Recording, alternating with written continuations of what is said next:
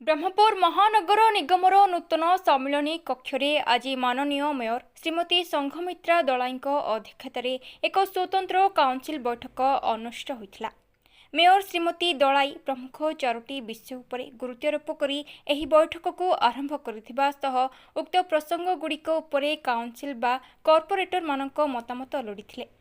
एही परिप्रेक्ष्य कॉर्पोरेटर माने एही प्रसंगगुड़िक उपरे निज निज मतामत और प्रस्ताव उपस्थापन करुथिबा सह सेगुड़िक केते लाभदायक और प्रशंसापूर्ण तथा जनसाधारण स्वार्थरे रहिबो से नहीं आलोचना होइथिबा माननीय मेयर श्रीमती दलाई सूचना दैछन्ते। अन्यमानक मध्यरे एही बैठकरे निगम बहु कॉर्पोरेटर मानक समेत निगमर द्वय डेप्यूटी कमिश्नर द्वय सहकारी कमिश्नर मुख्यमंत्री सिटी इंजीनियर एवं अन्य समस्त वरिष्ठ अधिकारी माने उपस्थित थिले। ब्रह्मपुर नरसिंह डाकुंक रिपोर्ट भाइरल न्यूज।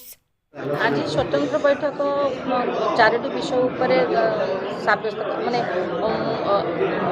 आलोकपात कर से गोटे है गायत्री गेस्ट हाउस जोटा कि बर्तमान नामित होता ब्रह्मपुर महानगर निगम गेस्ट हाउस।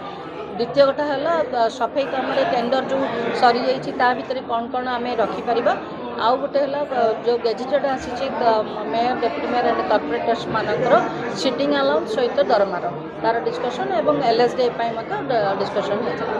आम मुख्य विषय यहाँ आम बहु वर्ष चाहूलु कहीं गेस्ट हाउस को आम टोटाली व्यवसायकरण हिसाब से से संपत्ति को आम चली जाइए जोटा कि कॉर्पोरेशन बर्तमान चाहूना जे टोटाल व्यवसायकरण हो बोली तार व्यवसायकरण एवं जोटा कॉर्पोरेशन चाहूना से सब्जेक्ट को से विषय को सी नहीं भितर रखुच्छे टोटाली आम चाहूना। तो से ब्रह्मपुर महानगर निगम संपत्ति ब्रह्मपुर को फेरी आसू महानगर निगम को फेरी आसू एवं परवर्ती समय तार व्यवस्था करा।